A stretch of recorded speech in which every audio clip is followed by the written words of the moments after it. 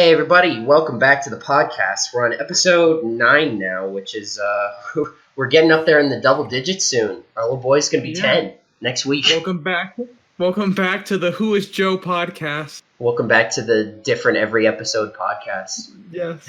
This episode we're only going to be talking about Joe and who he is. Joe who? Joe Swanson?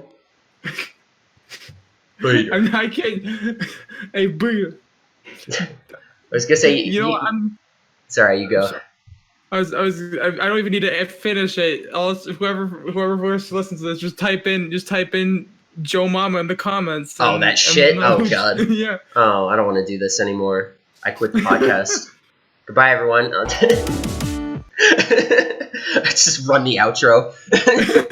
I'm gonna do that. God, I freaked myself out. I fucking rolled the ball over my power strip and so every now and again, whenever it nearly is off, everything pops off. So right when you're talking about ending the podcast, your computer just shut off. Oh god. Yeah, that was kind of a mini heart attack moment right there. That's like whenever I'm streaming and my laptop crashes, and since the capture card is plugged into my laptop, I have to turn my computer on to play my Switch, or else the Switch just doesn't get a power outlet. You know what I mean? Mm-hmm. So the TV just shuts off, and I have to pause it while the TV is off. It's the most nerve-wracking shit. It's like that episode of Regular Show when they were trying to beat that boss, and they had to pause it while the TV was off, and they had to bang the TV to see if it was still working. Speaking of Regular Show, remember that time Billy Mitchell, the Donkey Kong guy, tried to sue them for making fun of him? Oh yeah, I misheard you for a second, but after another second, I actually processed that you said Donkey Kong. I thought you said Doggy Con. I was like, the fuck is that?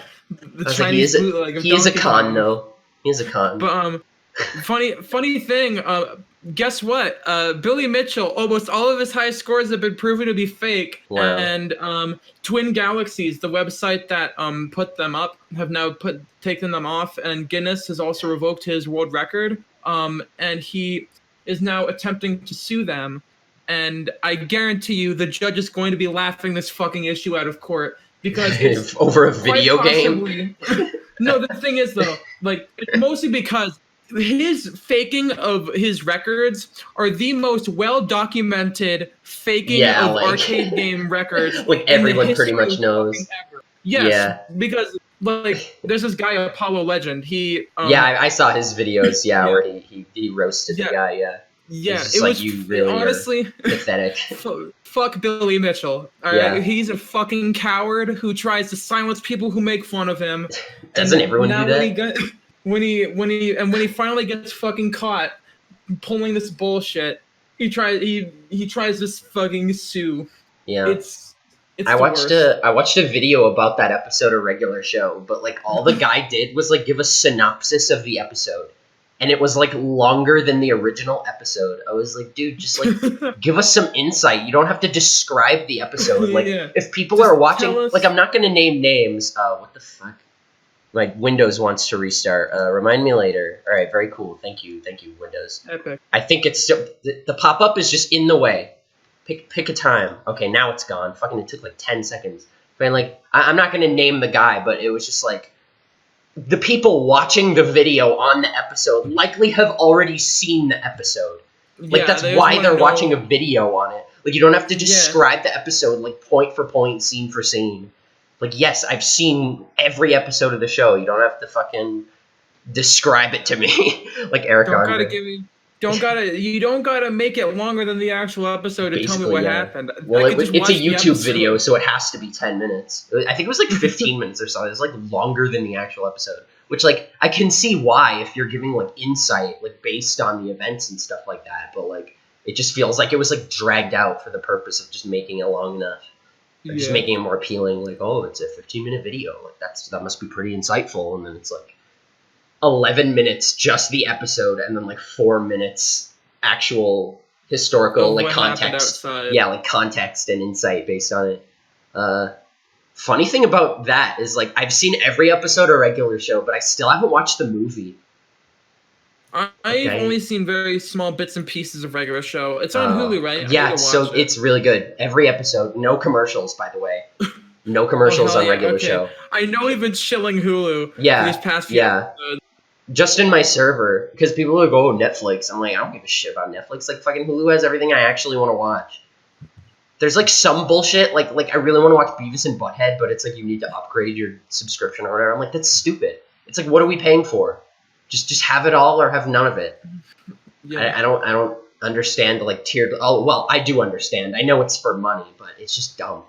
I mean, but yeah, for me, it's like, why did I get rid of cable for this? Yeah, basically, yeah, because that was supposed to be the alternative anyway, wasn't it? Made like in spite of cable, basically. Yeah, it was meant to be like, oh, on-demand shows instead of having to wait to see reruns of bullshit. Yeah, even like some cable networks were trying to do the on-demand thing where you just watch whatever show, but I guess it's like harder for like cable networks to do it than it is for like an independent like company, so to speak. But like, you could argue that even Netflix having originals kind of goes against what they were originally doing in the first place. Because now it's like, oh, now you have stuff that you can't watch on TV, and it's like, oh, like that's not what it was supposed to be for. But like, when did Netflix even like come out?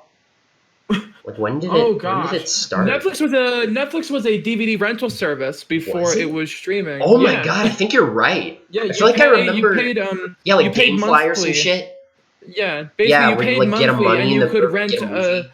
Yeah, and then you could have a DVD shipped to your house. You watched it, and then you put it in the little thing and send it back. That awakened like primal memories in my brain. Like I wasn't like I feel like I wasn't meant to remember that.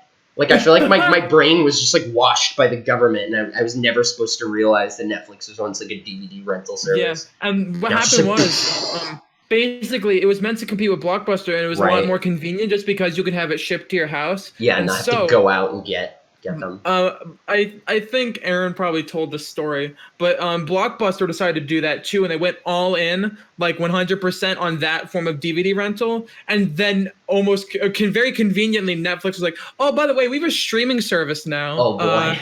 Like as soon as Blockbuster like spent all their money on like, trying to go all in on this DVD rental service. That's fucking next level actually. That's like two steps ahead shit. That's 4D chess right there. Yeah, they got checkmate. That is like holy shit. I can't think of something like that. That sounds like it rings a bell, but like it's like holy shit. That's like funny. That's like the definition of being two steps ahead. It's like, oh, we're this little company doing this thing, and oh, we're getting a little popular, and then Blockbuster's like, we can compete with that, and then Netflix is like, psych.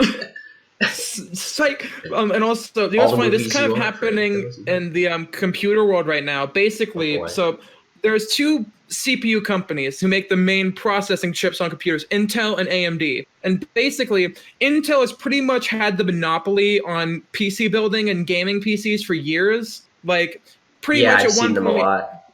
Yeah, AMD used to rule the roost, and then Intel came after they were fucking holding on to the business too long, and it came to the point where AMD had to slash their prices in half to stay competitive. And now recently the tides have turned again, where AMD very conveniently released their new super good chips like at a very inconvenient time in the middle of a generation for Intel, they're better and they're at the same prices. So now it's all back to it's crazy. And that's like some tug of war shit. Yeah, and the thing is though, I've been arguing, I'm going to argue that AMD has been kind of slowly manipulating Intel to this point, because what happened was Intel pretty much, because there was no competition, they pretty much could do whatever they want, and almost every new chip was incremental performance. It was still 4 cores only, and that's pretty much it, and that's how it was for years. Mm-hmm. And then AMD came around, was like, hey, how about this? Now we're gonna make more than 4 core chips mainstream. 4 cores are gonna now become the low end. 6 cores are going to be in the mid range, and 8 cores are now going to be for the high end consumer. And Intel was like, uh-oh, that's not good. And because people were now realizing, oh wait, yeah, this is kind of bullshit. And AMD had good value for money, so people started to move over. Then they started to make more multi-core CPUs, and then out of nowhere, and this is like the apex of it, of them fucking forcing their hand in almost every way for these past few years. That just sounds like a good like tactic. Like Yeah. build up your product that's like supposed to compete, and then as soon as like your competitor it's basically just like thinking one step ahead. Like make this new good one, but also make a newer, gooder one, so that like as soon as your competitor releases their competition, you just drop your better one, so you're like objectively better on the market for like a good while. Fuck it. Because if they don't know, if they don't know that you got that in your back pocket, they're gonna be way behind for a while as far as quality goes. And also, some new information just came out. So there's a feature. Okay, so normally for a chip, a CPU, it's one core can do one thread of work. So 2 cores, 2 threads, and there's a feature on every modern chip now called multi-threading, and basically one core can do 2 threads, and it's a lot better for stuff like video editing and stuff like that. Sound efficient. My AMD, laptop probably has like half a core. Yeah, AMD literally has like their new technology is 4 threads per 1 core. Oh. So like it's wild. And they're AMD's highest end chip for like workstations for like heavy rendering and like video editing on the like prosumer platform, professional like consumer who does a lot of intense video work. That's a portmanteau that makes sense. Cores. It's 32 cores with 64 threads. So even if next generation they still keep 32 cores, that's 128 threads of performance on the consumer level product. It's nuts. It's kind of crazy that they're now pushing ahead and actually making innovation, blazing the trail.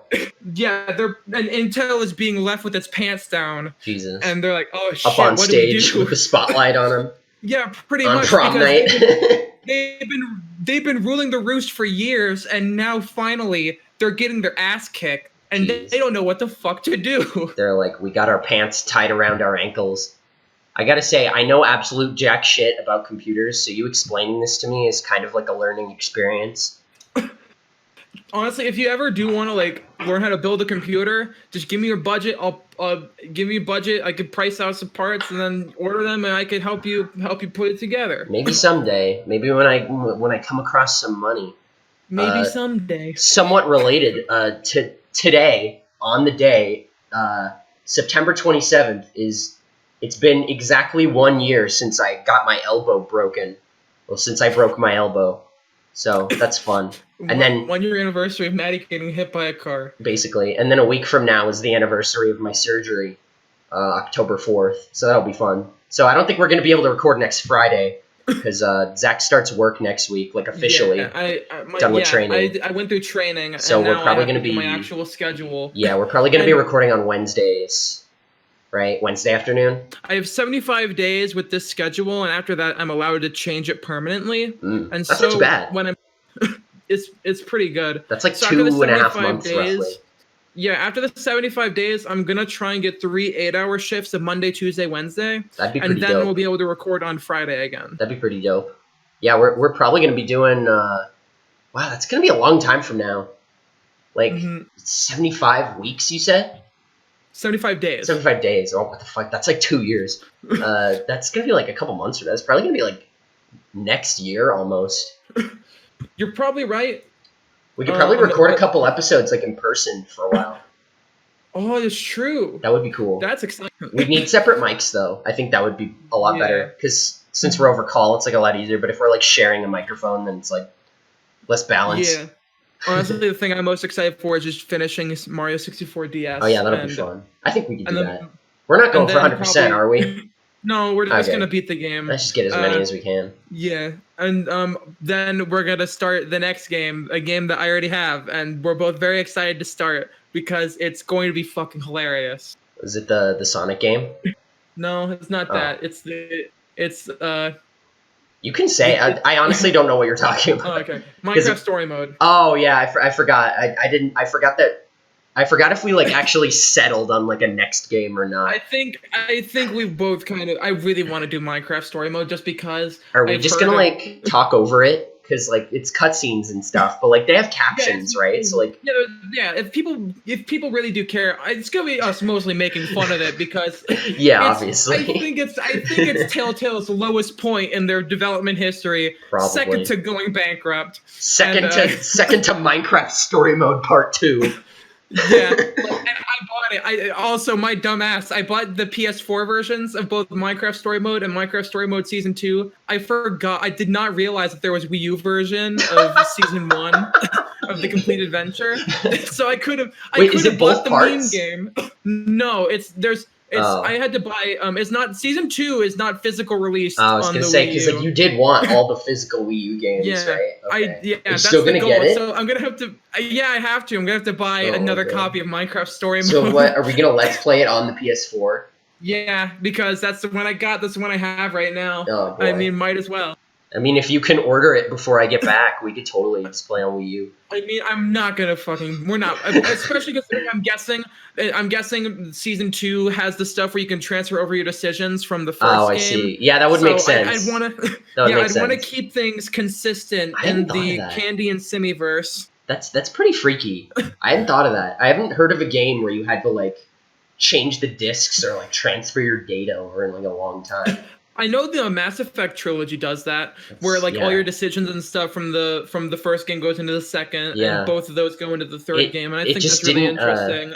It didn't hit me that like the ending would vary from like game 1 to game 2, but then I was like, thinking about it. It's mostly just like, oh, they remembered stuff you did before. I get that, but like it never hit me that like I was like I was like, oh yeah, it should be like impacted, because I was like, if they were just completely separate, they may as well just be like a sequel. Yeah. But instead, it's just like, why do they do that anyway? Did they just like put out what they had finished so they could like sell something, and then the second part was just like, oh, no, I think it's just because the thing is though, the complete adventure is a full story, and Season 2 is a whole another. It's a sequel story. Oh, okay. And they just so it actually is. Yeah, they wanted to make it more consistent with your game. I see. Okay, that I was thinking like old computer game mass shit. Like. So if you do something mean, and then the second game when you say something's like, hey, they're all nice to you or something. Yeah, that would be weird, weirdly inconsistent. That's gonna be fun though. That honestly, I am really excited to play that game just because I've only seen small bits and pieces, but it looks so stupid. I've just seen the one dumb scene with the pig, and that's it. Yeah. Obviously, I feel like everyone's seen that just for the meme. Yeah, and also there's like a lot of like pretty decently respected actors in it. Patton Oswalt is the male main protagonist. Steve? Well.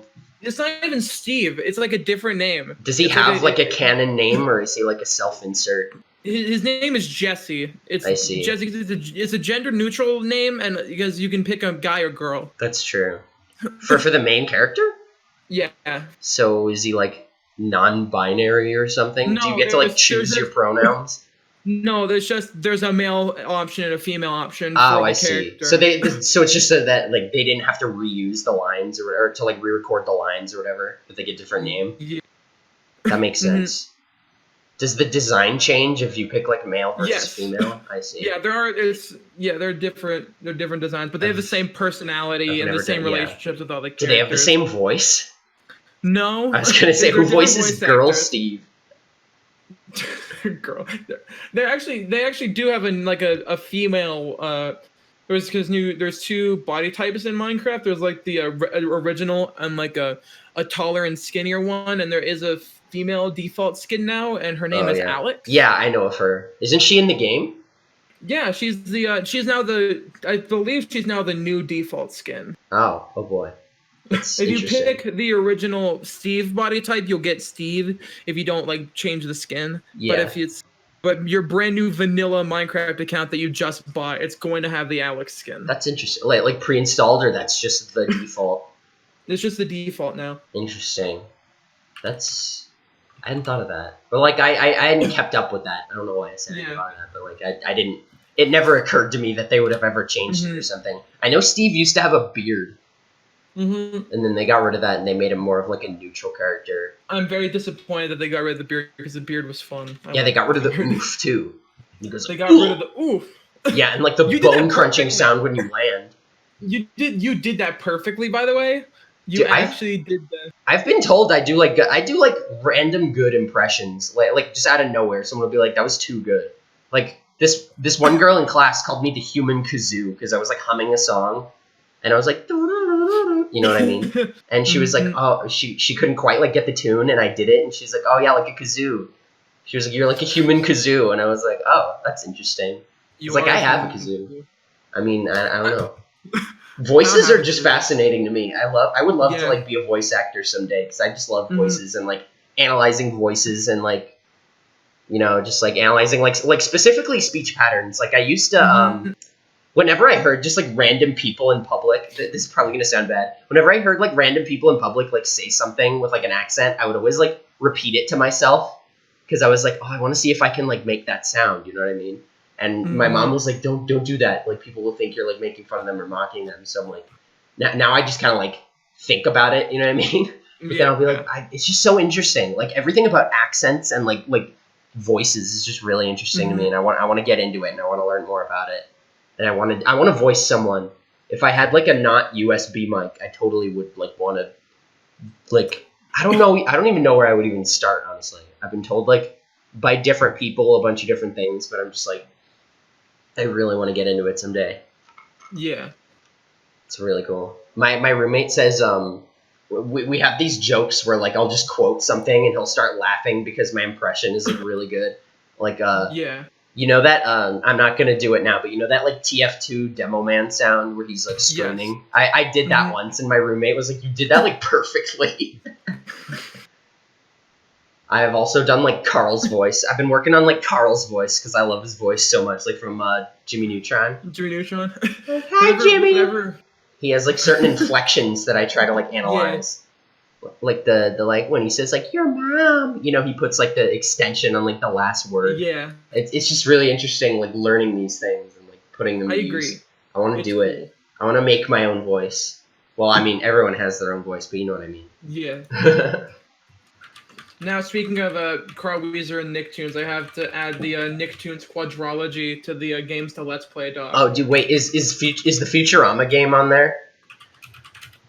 Let me check. You gotta. I don't think it is. You gotta add the Futurama game. Not. We gotta play that just because we've been talking about it so much. Yeah, I know. Welcome back to the Futurama GameCube podcast. It looks pretty fun. It looks like a decent enough game because I know there's a few good Simpsons games. Dude, like I said, that all Nibblers kept free world record. Like if we just do it in one sitting, that's just a free world record right there.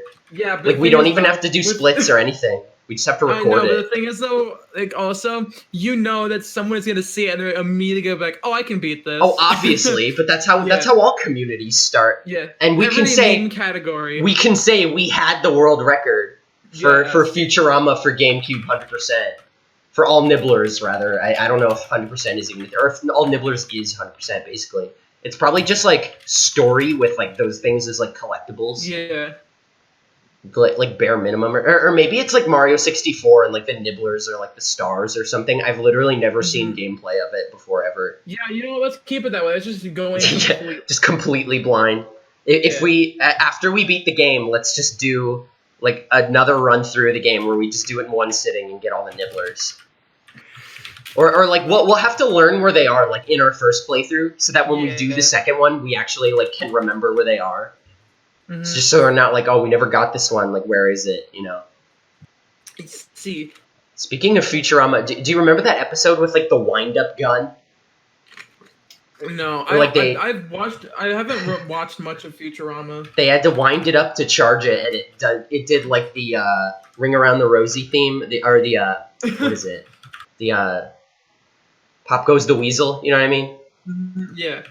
It's Pop Goes the Weasel. That's a different. It's like there's a gun in Gungeon that's literally the wind-up gun, and when you reload it, it does the Pop the Weasel thing. And I never knew that was a reference to Futurama until I like saw a video about it, and I was like, I never realized that was a Futurama reference. And there's also like a 7-leaf clover, which is like a passive item, and I was like, okay, that makes more sense. Maybe I would have remembered that if I noticed it. But that's really cool. Yeah. Gungeon has like so many references to shit. There were some that like not even I recognized. I want to give it a shot. I want to give Gungeon a shot. Oh, it's really good, dude. I'm getting pretty good. I'm making it to the end like pretty well, and it is just really fun. And I unlocked the guy that lets you do rainbow runs, which is just like you open a chest at the beginning of every floor, and you basically get like one item at the start of each floor, and that's it. Like you don't get chests or like rewards from chests or bosses. Yeah, you like gotta only make get that. what you have. Yeah, but they're like guaranteed to be like really good items. Like there's guaranteed to be at least like one S tier item like per chest, and like you can get some really good shit like if you know what to pick. I've seen runs where like there's this item called the clone where when you die you restart at the first floor but with all your items. And I saw this guy who went through the game like fucking 10 times or some shit, like all 5 floors or like probably more because there's the secret floors, because he kept getting clone like every chest, and he kept getting this item that literally quadruples your maximum ammo. So he had like fucking 1 million ammo, and he got like duct tape which lets you tape 2 guns together and it combines their clips and fires them both at the same time. And literally the end of his run was like 8 hours or something like that. It was fucking nutty, and he was like streaming the whole thing. I was like, man, this is so fucking fun. Like just watching people is fun. That's how you know like the game is like really fun, which is I think better than Isaac in my opinion. Sorry, I'm one day I'm gonna be able to talk about Gungeon in a general sense without being able to bring up Isaac, but I just feel like Gungeon's a lot more like action packed and makes way for like shenanigans while also still having like I don't know, man. I just don't think Isaac's for me. I'm just gonna leave it at that. It's a good game. It's a good game. I played a small bit of Isaac. Yeah. The thing for me that I really like is kind of the atmosphere of how like it's like Zelda but fucked up. Yeah, I kind of like how fucked up it is. It's just like this is the worst day this poor kid's ever experienced in his whole life. It's all in one day. And he's Yeah.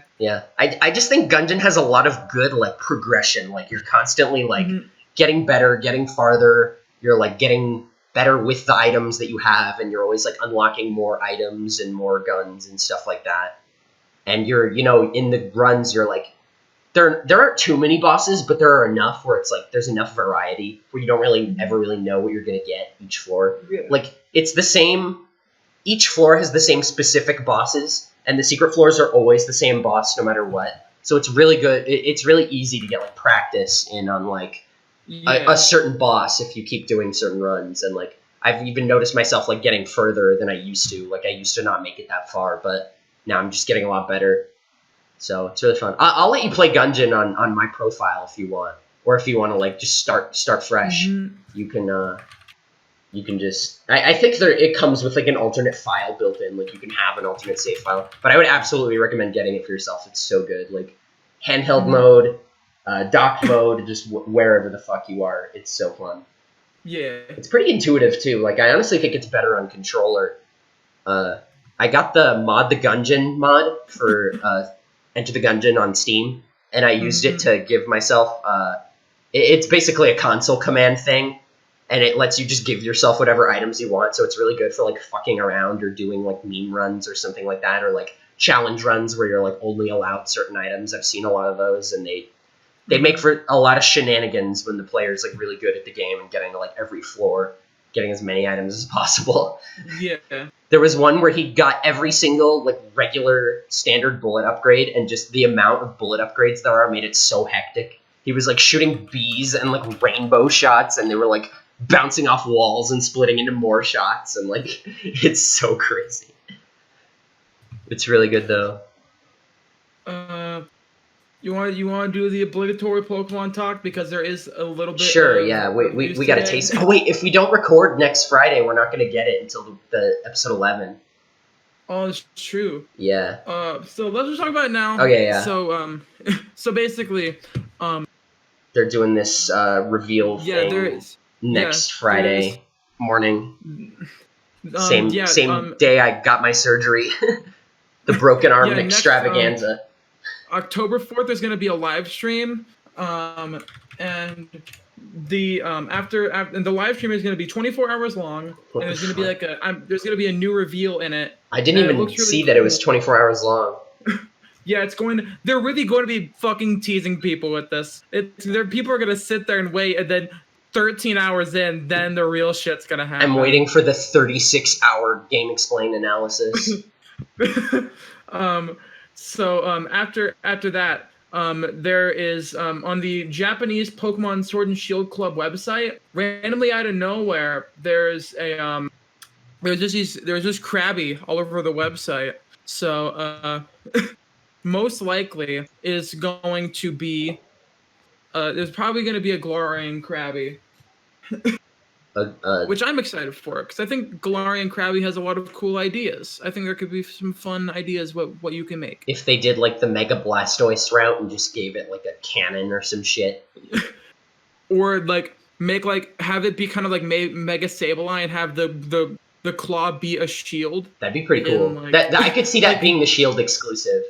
Yeah. Even though it's another Kanto Pokemon, which is kind of a shame. That would be kind of weird though, because Surfetch'd isn't a Galarian form, it's just an evolution. And I mean, it's kind of implied, isn't it? Like have they stated whether like it's only going to be possible in Galar, or is it going to be like? I think it's going to stick with Farfetch'd forever and new games, but it does say for now that Farfetch'd who reside in Galar, who train enough, can evolve into this Pokemon. I feel like that's just what they mean, where it's like, oh, now that they've discovered this new region, they've discovered it. Because they always do that shit. They're like, oh, the Pokemon in this region can Mega Evolve. And it's like, well, so can all of them. It's just discovered here. Yeah. So I think that that would be really cool. I'm hoping that they make it like a water bug type, or if they do go all out. Or if they do have the idea of making it like have the claw become a shield and it becomes like super slow. Yeah. Have it be like water steel type, because I think we actually need another water steel type. That would be cool, yeah. Yeah, isn't Empoleon like the only one? I'm pretty sure it is. That's pretty weird. That seems like such a steel. It seems like such a natural type combination, you know? Yeah. It's like like a submarine or some shit. That could be cool. But I think a Galarian Kingler with it becomes like silver, and it has like the big thing, or like a silver plated claw. Yeah, and they could make it learn Heavy Slam and have it be super heavy. And it would still keep Crab Hammer. Would the other claw get like super tiny? I think so. I think that could be like a fun thing to do with the design, like the main claw, like the smaller claw is now like it's what it uses to like. It's like even to like pick stuff out. Yeah, it uses like the huge claw to kill, and then the tiny claw to just like pick food out. That's actually pretty efficient, because like you think of like those like creatures in like fiction and shit like that, and they have these like huge hands, and it's like, well, how do they fucking eat? Which is like that. That's actually a design aspect that makes sense. Yeah, it's like they could just pick the whole food out. And also, if this is a Galarian form, it most likely is. What I'm guessing is, because we already have one Kanto Galarian in Weezing, and then after that we got Zigzagoon. After Krabby, it's going to be another one. And I think they're going to try and keep it even, because I don't think it would suck if Zigzagoon is the only one. But I don't think they would blue ball us like that. The only non-Kanto Galarian, you mean? Yeah. Yeah, that would kind of suck. What I'm hoping what I'm hoping for? I'm hoping for the Shield exclusive, they make a Chatot evolution. For like another bird? Yeah, as like another like one-off bird. Or if they want to do like one that's not very good, they could do Dunsparce. Yeah, that's like that's what a lot of people really want. Like another mean Pokemon. Yeah, that would be neat. And also, Dunsparce can get evolution. If it keeps the same abilities, you know what this means. Serene Grace. Yeah, if it keeps Serene Grace, its move pool, and like if its stats are good, it actually is going to be fucking dope. Yeah, it also really depends on like what moves it gets. Like, because if it gets like an entirely new typing, then it like Serene Grace Body Slam is good, but it's not stab, so it's probably not going to do much. Yeah, but the thing is, though, I doubt they take away Dunsparce's huge fucking TM move pool. Oh yeah, of course. Evolution. But like I said, it depends entirely on what type it is and like what it actually benefits from stab wise and coverage wise. And also Dunsparce, like, it learns a lot of shit through leveling up. It doesn't even get that many normal moves. It gets Ancient Power, it gets Drill Run, it gets Air Slash, Dragon Rush. Oh boy. It Oh, so Air like it Slash. doesn't even I thought you said Arrow like, Slash, like Arrow Blast. no. If it got Air Blast, that'd be kind of wild because that has a high crit chance. That'd be great. Dude, But, Galarian Togekiss would be cool. I would be down for that. Even if it stayed the same type, I think its design. I think if it changed its design, that would be like really cool. Yeah. Just like even with Serene Graves or something else. I'm trying to imagine what. Like, I think it could be cool if it became like a fairy or not like a fighting flying type. That'd be like a sort of special version of Hawlucha. I still want a fairy fighting type.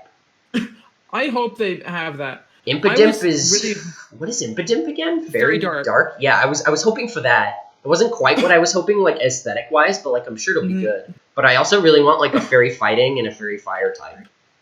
Yeah. Because they both start with F. No, just because I think they'd be cool. Like coverage wise and like design wise, there's definitely a lot of potential. Just for fairy in general. Yeah. I had this idea for a Galarian Wigglytuff, where like it lives in like fairy fighting. It lives on like the rough sides of town, so now, like it's toughened up. Would it still be pink? It would still be pink. It still look cute, but it looks just fucking really angry and like now it learns like close combat. It's and literally what it does is tough. Yeah, it literally is tough, and it would have like a bandana or something. That'd be awesome. Like, and if it got like defiant instead of competitive. Yeah, or something and like that. And it'd have like a rival gang. And rivalry would be its other ability. Yeah, and its rival gang would be like Scrafty that are native to Galar. Alolan Scrafty. And the Scrafty are all nice. Like Dark Fairy. Make them all nice. That would be a good Dark Fairy type. They're just all kind. Cool, just switch them completely. No. They're backstabbers. They're nice, but they do it solely to like gain your trust. Oh yeah, and then very dark. That would make sense actually if they would look nice. Here's what I'm thinking. Instead of cute charm, it'd be intimidate. Instead of competitive, it'd be defiant. And then probably keep first as hidden ability or something. Give it rivalry. Yeah, rivalry instead of competitive. Or no, wait. Oh yeah, rivalry for hidden ability. Even though it's not a good ability. Yeah. It's a. No, make it a normal ability. In, like context. But yeah, no, but I would say keep Scrafty the same, so it's like rival gangs. Yeah, I think it'd be cool if it was like very dark and if it was like he's like, oh, he's just like a chipper lad, you know, he's just supposed to look like a normal like Pokemon, and then he pickpockets you or something. That'd be its ability, pickpocket. Or Moxie. It could keep Moxie and just get pickpocket. That'd be awesome. Yeah. Dude, we should be Pokemon designers. We should just make what are they called? Delta forms. Fakemon. Oh yeah. Get John Insurgents on the horn and get him to make our Pokemon. Let's get James Turner on the phone and say, hey, we got some Pokemon ideas for you. Want to give us money? Dude, that's something I kind of wish they did. Like, you remember how like Mega Man used to take like fan designs for Robot Masters and then like actually make them real and then like credit them for their designs in the credits? That's so fucking awesome. Like, I wish they did that more with like more games for Pokemon. Like, yeah, if they did like a contest, like here, design a Pokemon line and submit it, and you'll be compensated. Didn't they have something like that? I think what you're thinking of is Black and White, where they let some non-Japanese people make. No. I'm thinking of Overwatch, where like this kid like drew their own like hero fan art of their own original character, and like some asshole on Twitter was like making fun of them, and then like one of the Overwatch artists like actually drew their character, and then like sent it to them, and like someone took a picture of the kid who drew the original picture with like the fan art, and it was all nice. It was like, fuck you, guy. I'm also thinking of Mega Man 6, where Mega Man 6 was like the first time they took... There was an American and a Canadian. I think it was like Blizzard Man and Wind Man. Or Nightman, I think? I don't remember, but like one of the robot designers was American and was Canadian. I know. In Japan, those contests happened ever since Mega Man 3 and 4, I think. It was 2. After the first one, they started taking designs. Oh, okay.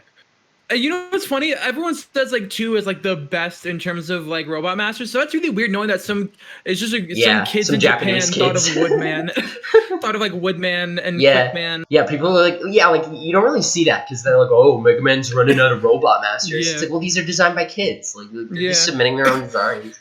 And also, one of my favorite things about Mega Man 2 is that everyone has like a different way of playing it. Everyone has their different Yeah, different preferred route. way of Well, through the everyone gets levels. Metal Man first. I usually get No, Airman I first. don't. Actually, he's For me, easy. what I do is I do Flashman and then I do Quickman Oh, and then Quickman's I hard with think no E tanks. no, he's pretty easy because what I do is just I'm pretty good at dodging him. Mm. You just gotta what you gotta do is just use the Flashman weapon first. He loses half his health, and you just have a big advantage for the rest of the boss fight. I think it's easier to just get him down to halfway, like at the first half of the fight, and then just freeze him, and then you're done with it, and you don't have to worry. That's a little risky. I don't think I could do that. I feel like it works either way. Just get him down to half. Like even if you're at low health, if you just freeze him, then it's like, oh, you don't even have to worry about it anymore. And then because then if you use up your flash and then you die in like the second half, then you're just stuck with no flash, and you have to start the level over. I'm just gonna say, anyone who doesn't do Heatman last, I have a lot of respect for it because they have to do that fucking bullshit. I used to do Heatman like second. I used to do Bubble Man first when I first played the game. I suffered. Was Bubble Man the one that gave you the thing that lets you No. You know what I'm talking about? Item the 2. one that lets you just accelerate forward. Item 2. That's yeah, Airman. Anyone who doesn't get item That 2 was the and does Heatman stage. Don't you know the Airman song? Oh yeah. Get defeat Airman. She says if only I had numbered. She says if only I had the number item 2, I'd go flying through. And you can't get the item 2 because you get it from Airman. That's the thing. Did that song actually become a hit in Japan? Because I think that's really funny. I think so. But because I think there was like a Japanese part or something like that. Yeah, no, I think it was written by a Japanese music artist who genuinely was having trouble with the game. I have no back idea. when the game came out.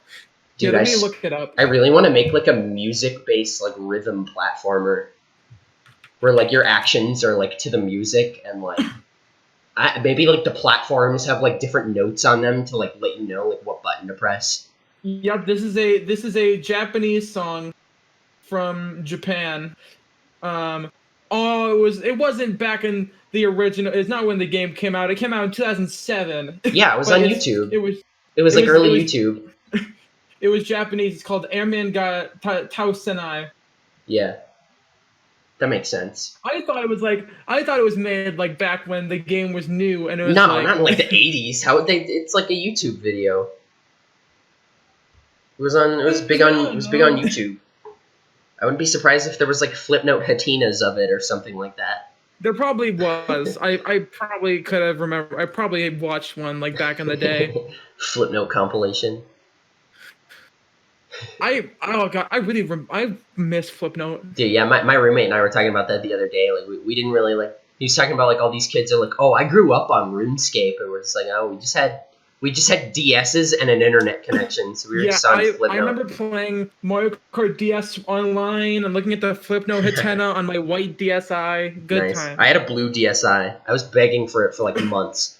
I wanted the blue one, but then I saw the white one that came bundled with Bowser's Inside Story, and I was just like, that's from the video game. That is a good one. You know what's weird? I vividly remember like the day Bowser's Inside Story came out. I totally forgot about it, and I looked in the cloud, and I saw a cloud that looked like Mario or something like that.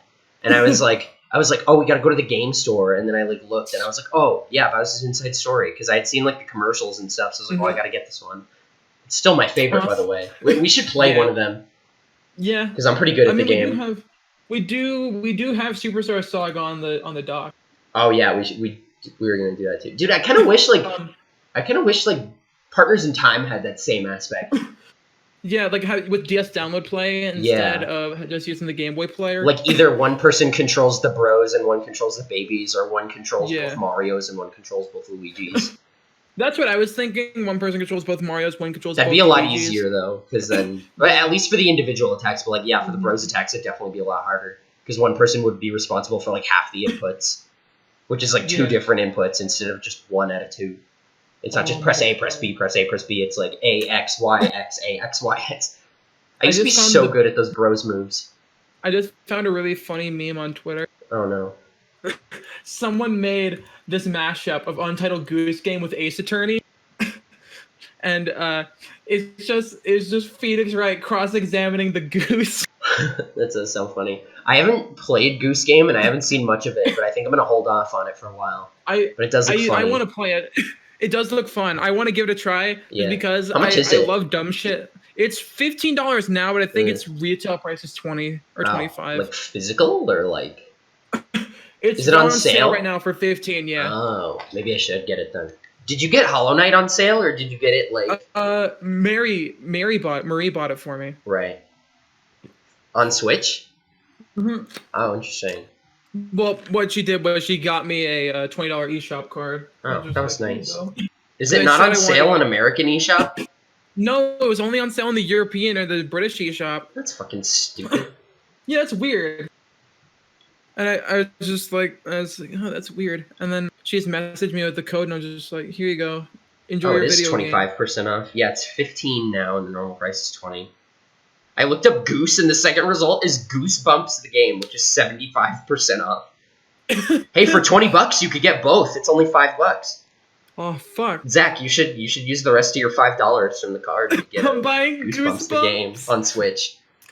Just a shit ton of shovelware. The Switch is already starting to see like what the Wii had on like a whole nother level just because the eShop exists.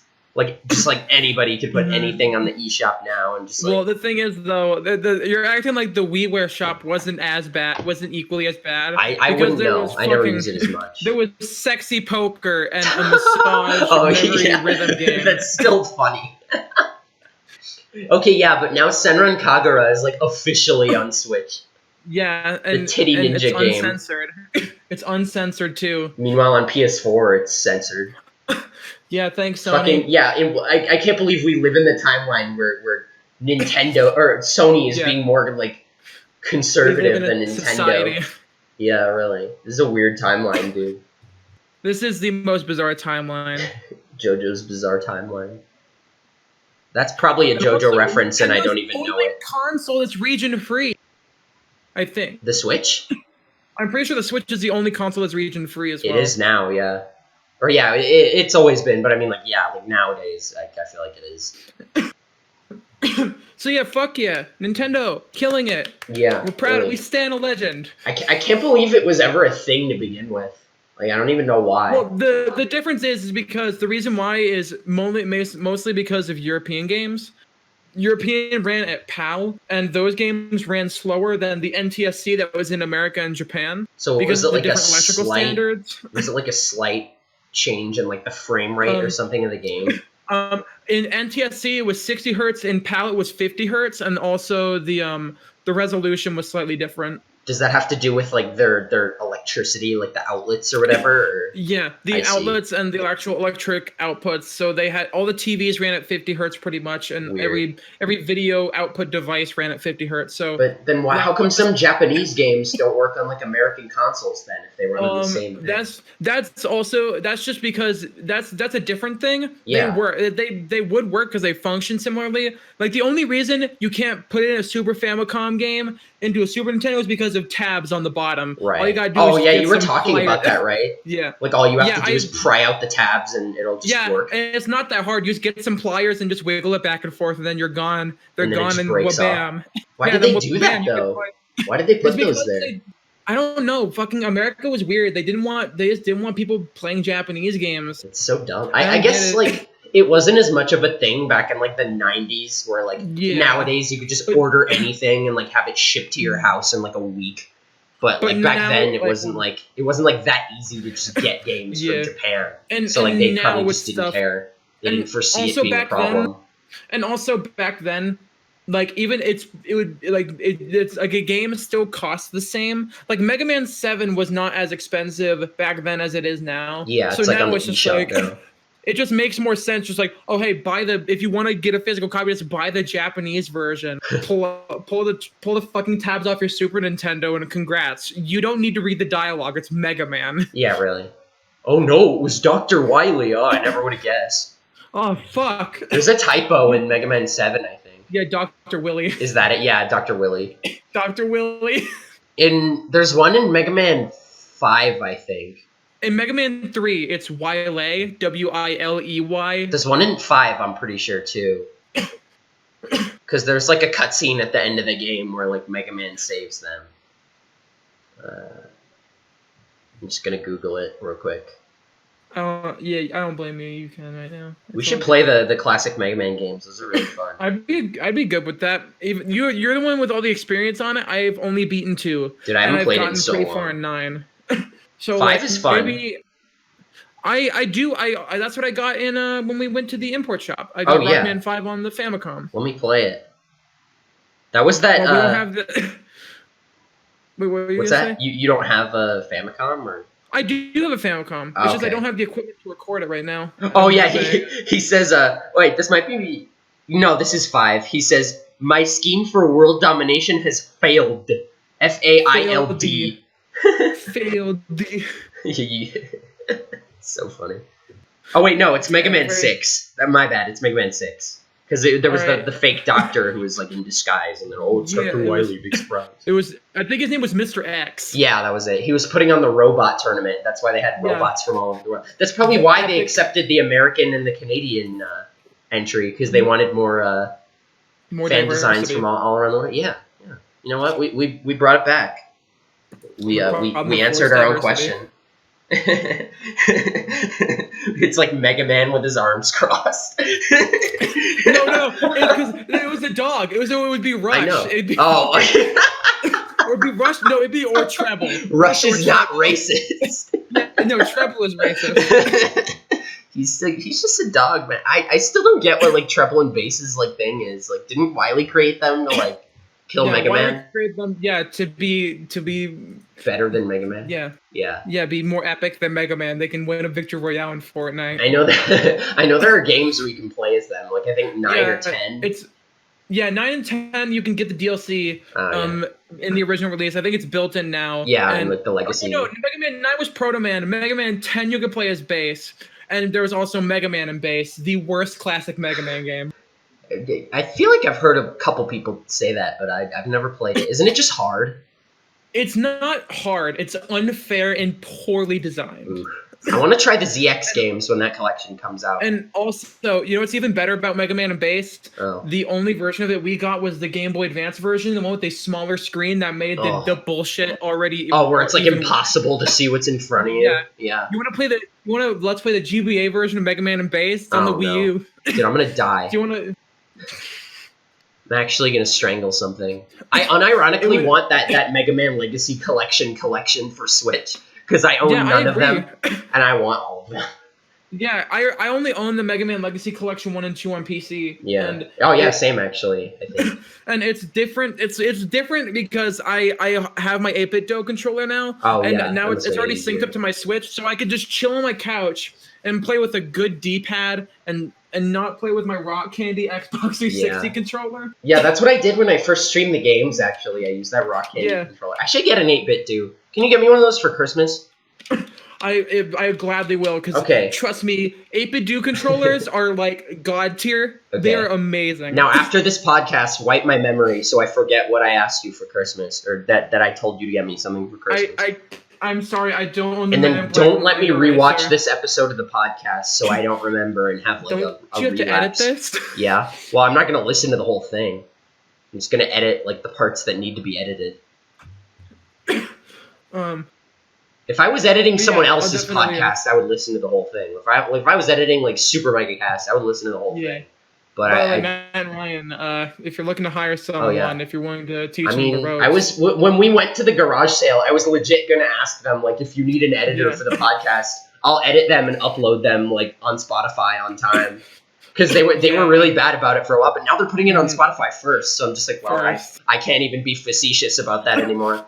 Yeah, it's just good. I already listened to this week's episodes, and I'm just like, oh, it's on YouTube, so it's like, well, here I am now. It went by really quickly. Yeah, I know. Weird. I'm glad. Yesterday, I had like the worst luck ever. Like the day just did not want to be over. Mm-hmm. It just had to keep reminding me that I was stuck in today, and it was not tomorrow yet.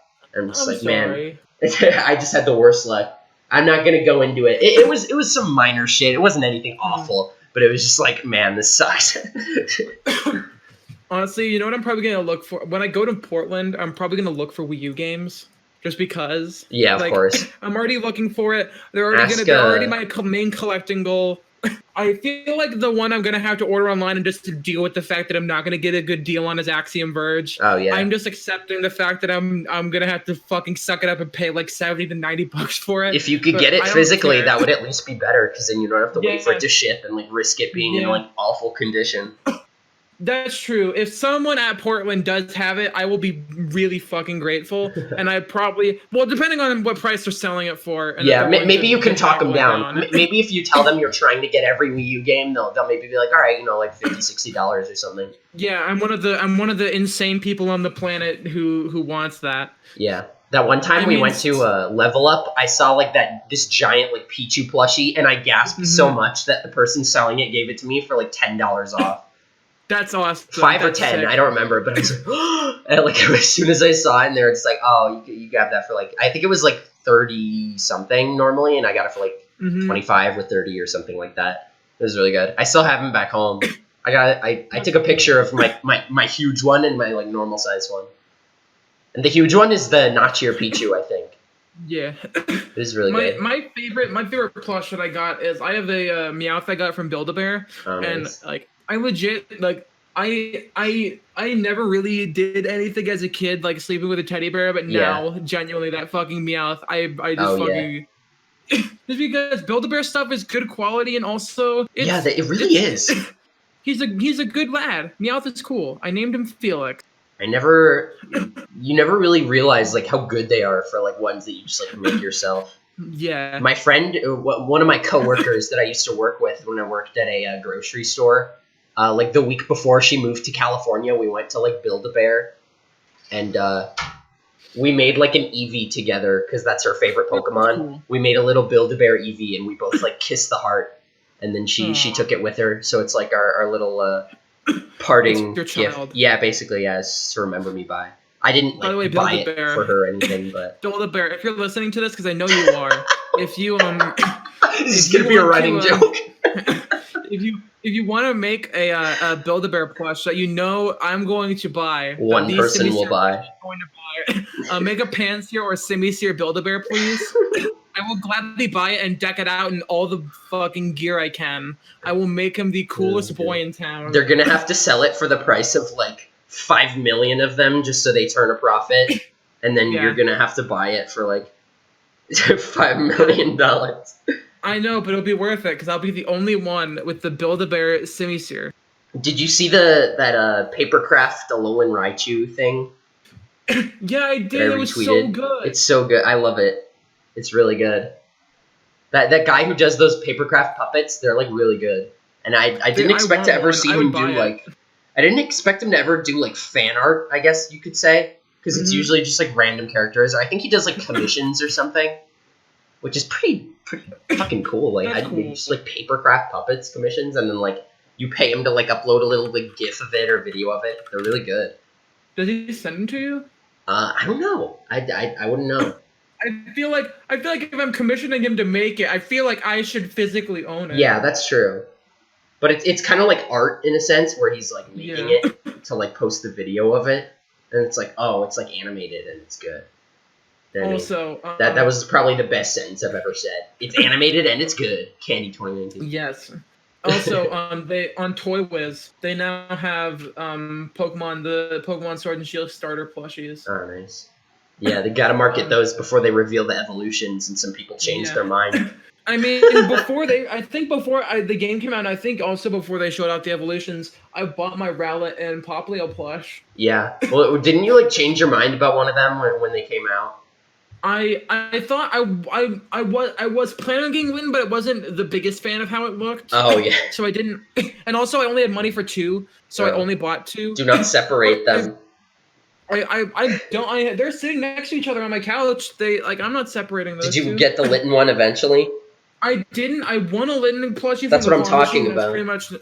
Yeah, that's good enough for me for now. I might track one of the original ones down. Haven't you seen those? Haven't you seen those like Amazon things where it's like also bought with this item, and it's like the two other characters or whatever, and it's like, do not separate them. No, but you know what I'm talking about, right? No. It was like there was like this one post like a while back where it was like someone buying the Rowlet plush, and it said like also bought with this item, and then it was like the Litten plush and the Poplio plush, and it was like, don't separate them, and then someone drew a picture of like Rowlet on the computer buying them. That's awesome. It was funny. I like how they didn't make Ash's Rowlet evolve. I mean, he was a comedy relief owl, so what They're were you just expecting? like, he has to be small and round.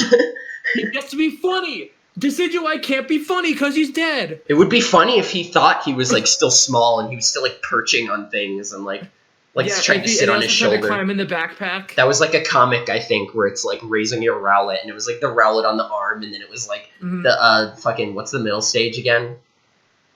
A Dartrix. Yeah, it was like the Dartrix on the arm, and like the trainer was like falling over, and then it was just like the Decidueye on his back, and he was like wheezing, and like his face was red. Do you think there's going to be like an Alolan coughing too?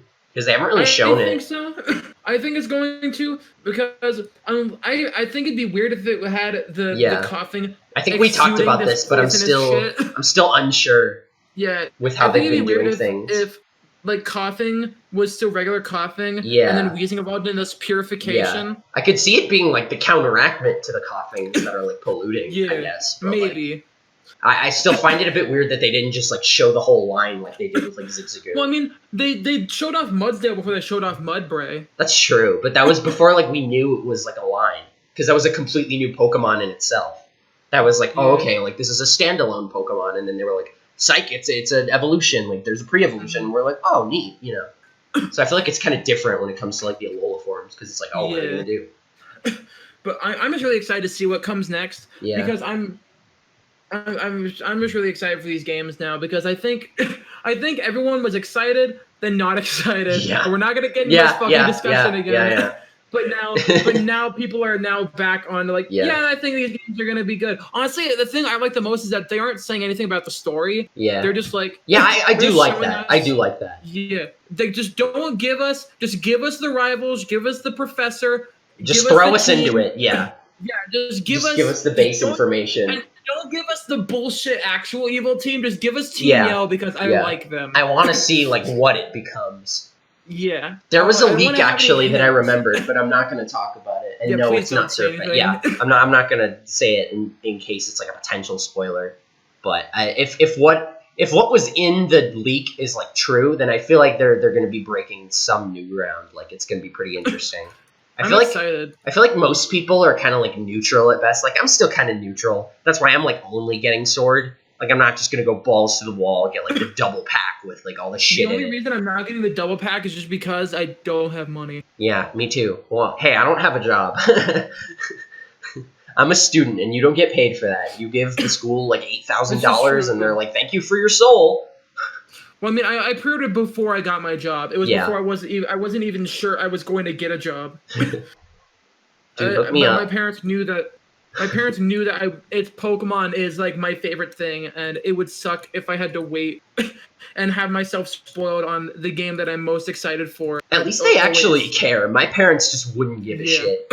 They'd be like, it's just a video game. Really like, put up with it. I'd be like, all right, go. I'm jealous. I wish I had gamer parents. I wish Ninja was my dad. I'm gonna slightly delve into some personal things.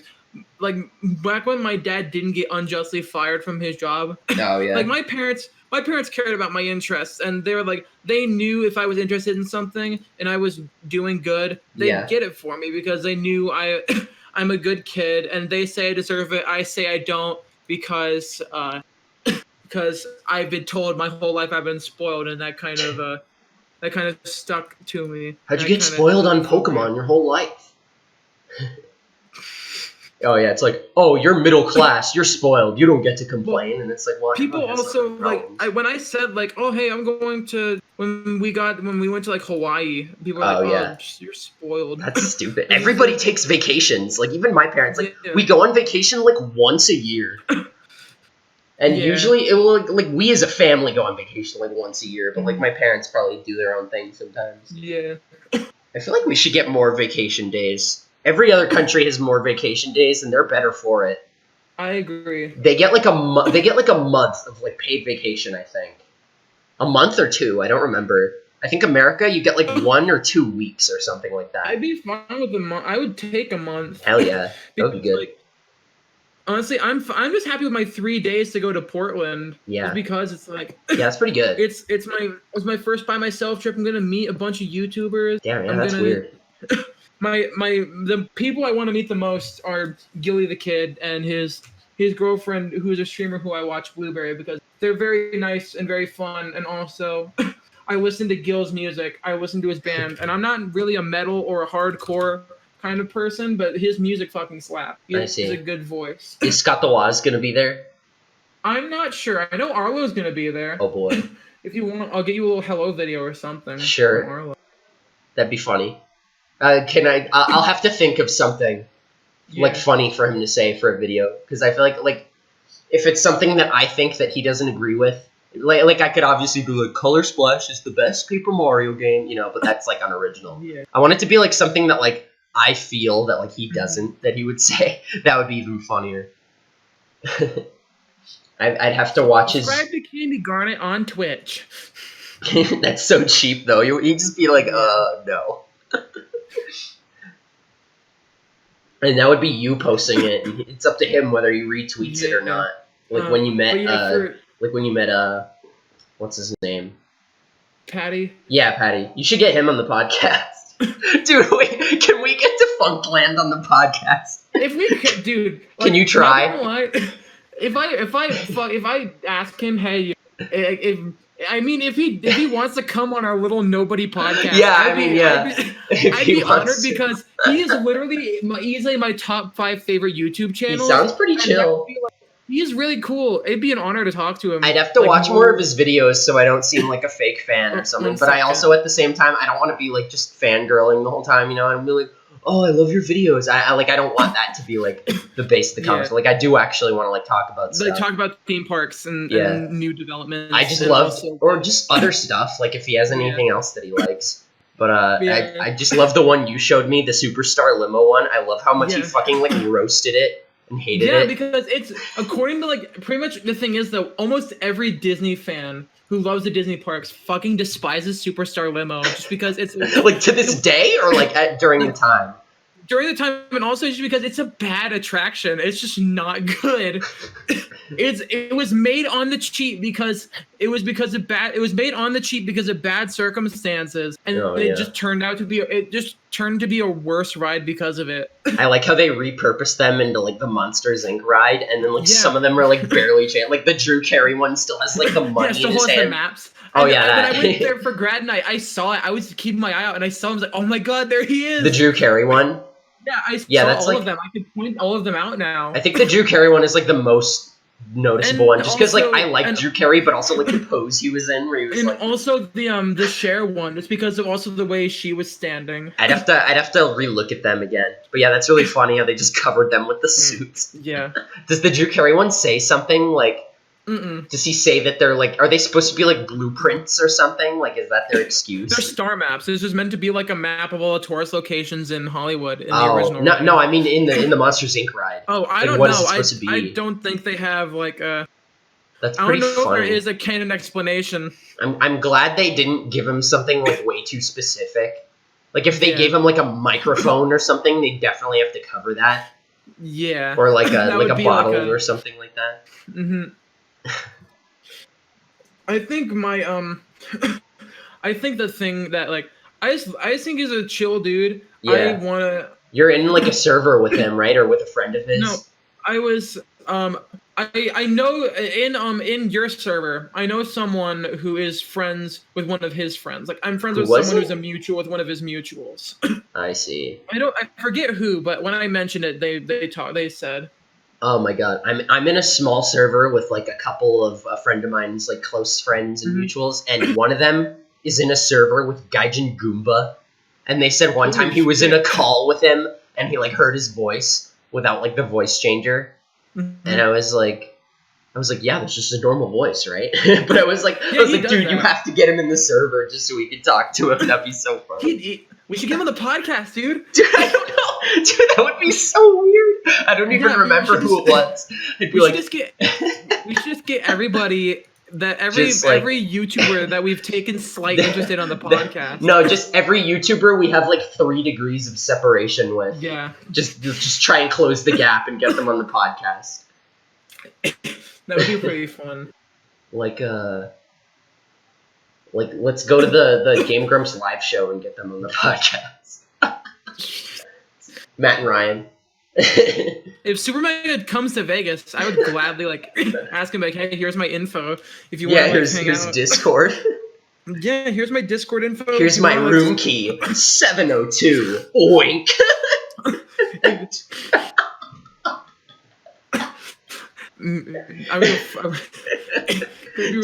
Just slide it into his pocket, tap his pocket, and be and just give him a little kiss on the cheek. So here's something really funny. So TwitchCon's going on right now, and Ant Venom is there. Is Ninja there? No. But Ant Venom's there. Pretty much everyone who's on the SMP Live's Minecraft server and that group of people is at TwitchCon. Does he still make Minecraft videos? Yeah, he does an entirely different style of video now. He does scripted content. He does scripted, really well produced content. Did he keep doing Minecraft videos the whole time? Yeah, he does nothing. He still does Minecraft, but he changes from live commentary to scripted. Mod reviews. Yeah, he changed from mod reviews and adventure maps to glitches and talking about new updates and stuff like that. Dude, there was this one time, I don't know why, someone posted a video on Tumblr, and I clicked the link to open it externally on YouTube, and for some reason it took me to fucking Caveman Films Steven Universe Minecraft mod review. And it was why did this happen? What the heck? That's crazy. What is going on? So the funny thing is, let me give some details. So Ant Venom has a co-writer, Michael McChill. So Ant Venom has his co-writer Michael McChill. No, he's not. Dude, can we get Chills on the podcast? Weren't we talking about that last time? I think so. But basically, let me just tell this story because I think it's honestly really funny. So Michael McChill, he's his co-writer, and so Ant Venom released this video on the oldest anarchy server in Minecraft. If you get the joke if you know who I'm talking about. Basically, 2B2T was making a video on that. And after he made the video on 2B2T, a wave of his fans joined the server. Oh, yeah. My roommate was telling me about that. He said, he went back on there one time, and he said because this YouTuber made a video about it, it was just, completely overrun, and it just, wasn't as fun anymore, because, you couldn't even, hide a base somewhere, because it would just get blown up. Well, basically, let me tell my story. So after Ant Venom made the video on it, basically what happened was veterans of 2B2T made Spawn. They trapped all the new spawns and forced them into slave labor camps. Oh, God. How did they do that?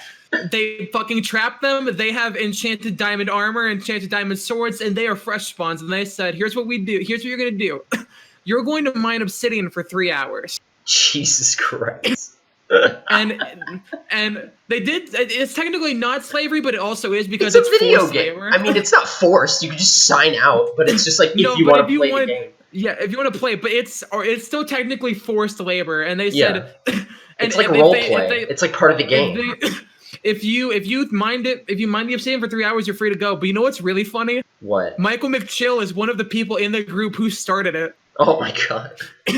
Yeah. So what? They just make you mine obsidian for them for 3 hours with do they give you a diamond pickaxe? They give you the diamond pickaxe, and they're here, mine obsidian for 3 hours, and then you're good. We won't kill you. I was gonna say it'd be funny if they made them mine it with their fist or with a wooden pickaxe, just so it did nothing. That would be fucked up. Just so it took longer.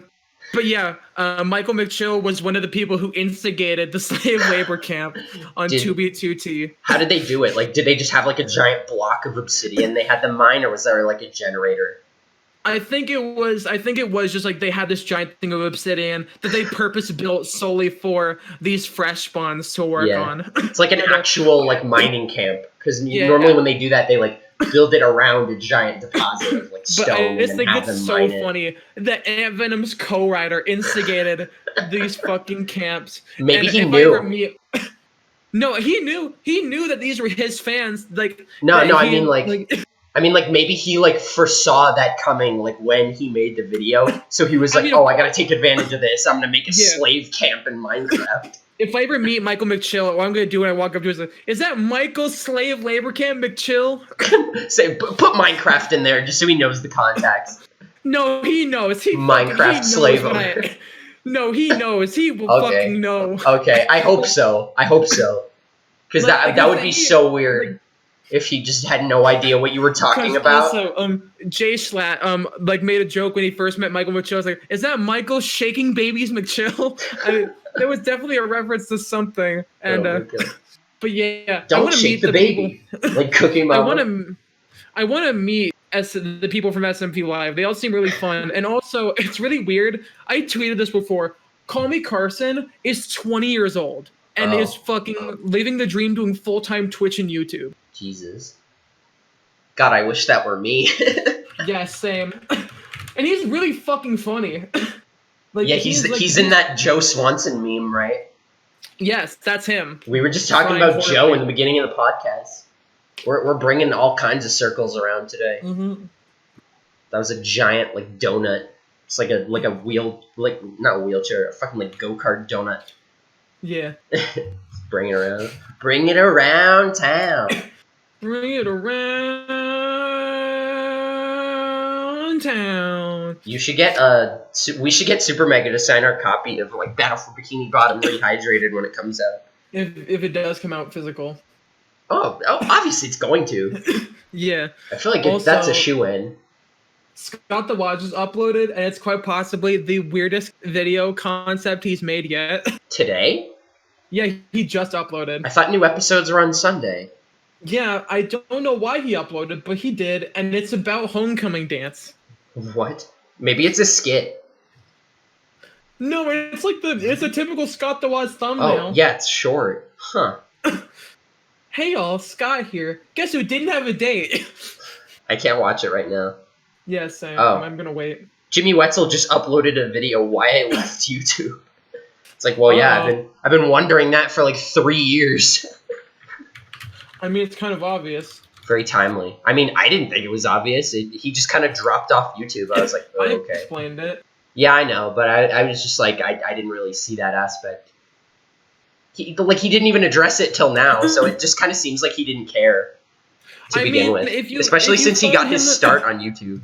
No, the thing is, though, I think he's thankful for it, but also I'm pretty sure if anyone who did follow him on Twitter or, like, followed him anywhere except for YouTube knew that it was just kind of draining, and he felt he didn't feel... There is definitely a lot more to, like, producing a video than there is to just sitting down and streaming. But I did kind of like his style of humor. Like, I felt like it was pretty unique, despite it just being, like, YouTube skit comedy, you know, with, like, video games. The typical funny game reviewer. Yeah. He was up there with, like, PBG and, like, well, I want to say... I don't want to say the P word on the podcast again, but a certain other YouTuber who I used to hold in high regard in content-wise. Yeah. Content-wise before that happened. But it's just a shame. Like, circumstantial-wise, I mean, not just, like, that he just doesn't want to do it anymore. That he just, like, can't get the energy to do it despite that. I don't know. It's just, like, how do fan bases like that, you know, like, form around someone so seemingly out of nowhere, you know what I mean? Man, I was just talking about, like, SpongeBob before. I can't believe it's still airing. It is weird. I hope after this season it stops, but I know They're making a spin-off. Yeah, I know. They're making the spin-off. And that's the most disrespectful bullshit on the planet. Someone was like, "Oh, Steven Hillenburg, like, approved it," and I'm like, what? Yeah. No, he didn't. Yeah. No, he didn't. Yeah, really. He was anti-spinoff show, like, when he was there at Nickelodeon, and he was going to. I think he was going to step in if it did happen. Because there's no point in having a spin-off to SpongeBob. SpongeBob is like the Seinfeld of cartoons. Like, anything can happen. You could literally make an episode about any character already. You could just like, it's supposed to be about them as, like, kids, but it's like they already did an episode about them camping, and I'm sure there've been episodes where they're kids. So it's like, why do they need to make an entirely new show just to do like episodes they've already done? Can't wait to see baby Mr. Krabs, and that will just make no logical sense. Yeah, it's like Total Drama Rama, where they're all fucking kids. Yeah, I was like, gonna say daycare. that. It's like, why even bother? You've just taken the show and made it like less interesting by reducing the setting. I like a lot of the Total Drama shows. They were good. I liked Revenge of the Island because I like the new cast of characters. Yeah, Sorry, you go on. I'll bring it back up again. The last thing I watched was the Heroes versus Villains show, and that I think was pretty cool. What's that? Like Total Drama All Stars. Were there like movies or whatever? That was like the theme? That was Total Drama Action. Total Drama All Stars was they took all of the best characters from, and then they classified them. Then they classified them in the heroes and villains teams. I think Total Drama is on either Netflix or Hulu. I'll have to give it a look. I remember watching it on Netflix. We should watch it again. I think we should watch it together. That'd be fun. I think that could be fun. I don't know if my roommate would want to watch it. We just finished season 4 of Venture Bros, the prom special. It was really good. I'm just like, the show is just like, it just keeps like, I don't know, it's so good. It keeps roping you in with like new plot points and new story arcs, and it's just so good. Like, I don't know, man. Like, I can't describe it. It's just so good. It's so funny. Like, the characters and situations, it's like, it's so good. Like Futurama and Venture Bros are up there in like sci-fi like comedy as far as just like shows in general and like cartoons in general. They're just really good, and they're so good. That's all I can say.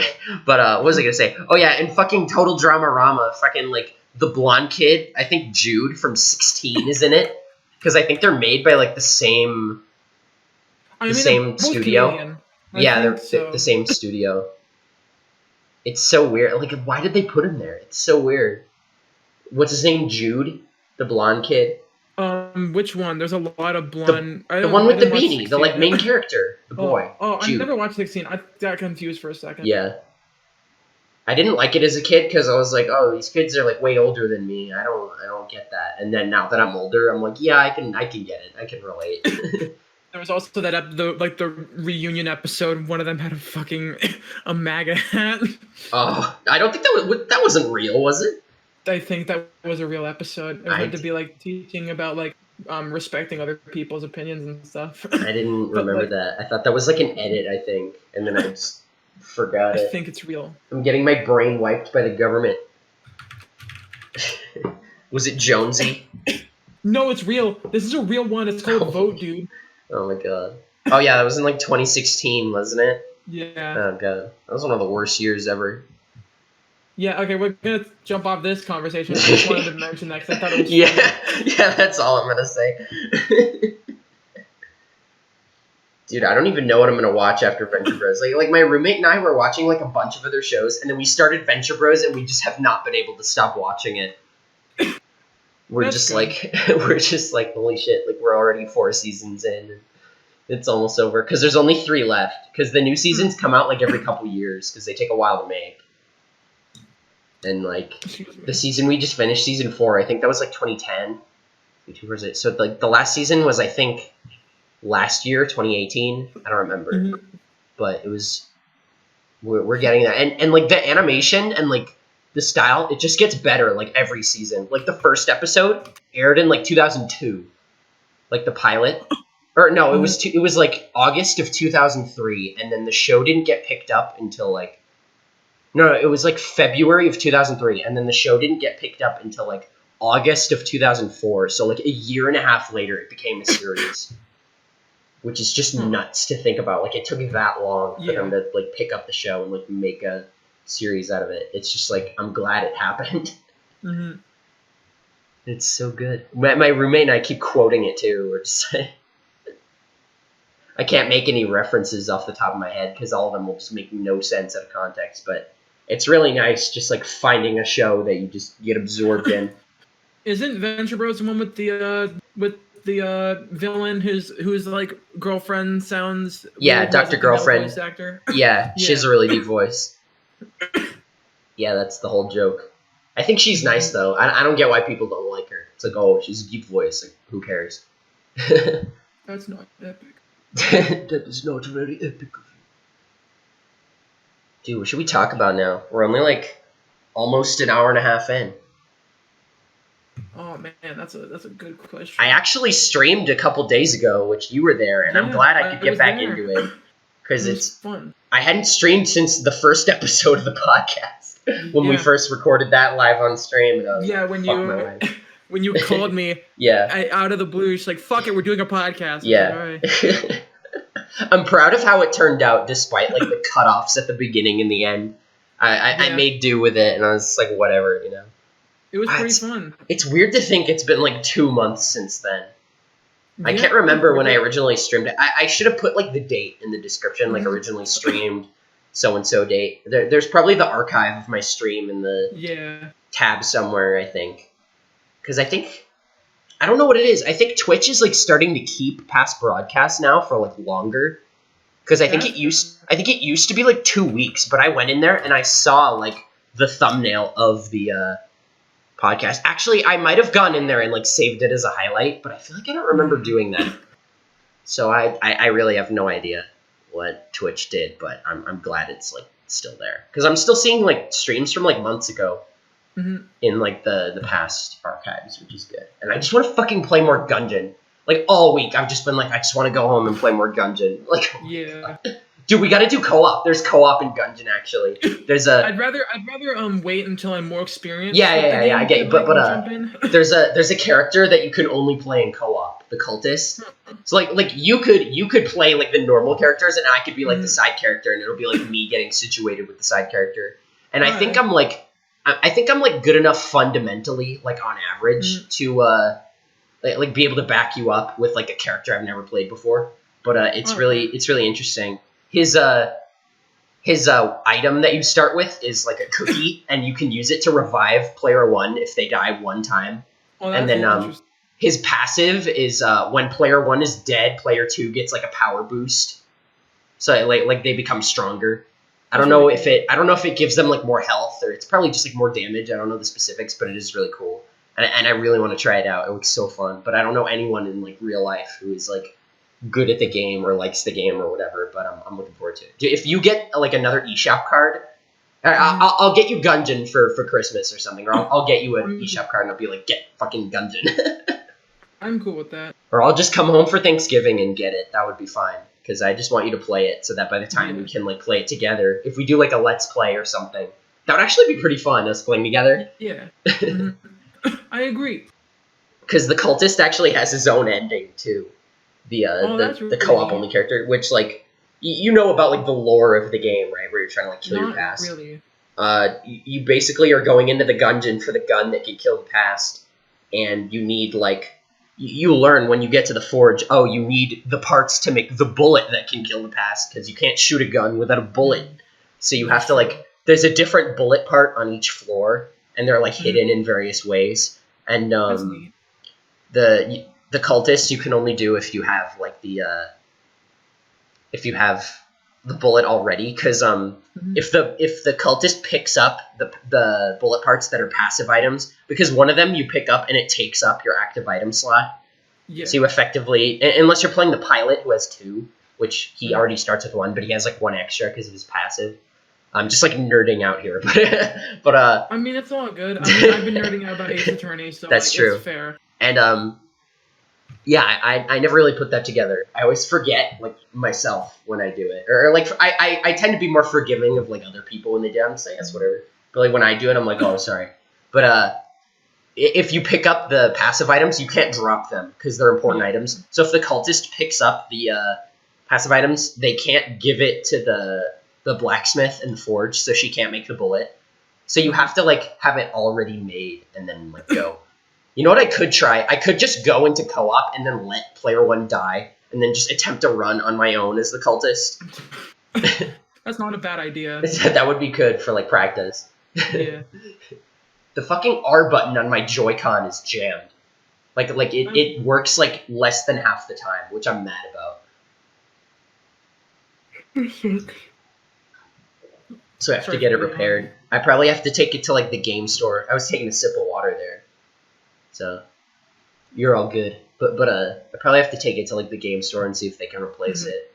My roommate doesn't have any like compressed air, so I can't just like blow it out in case there's I mean, like you some could do fuzz in there. the free Joy-Con repair from Nintendo. Do they? I thought they were only fixing the joystick stuff though. I think it's literally for any repair on Really? Joy-Con. Yeah.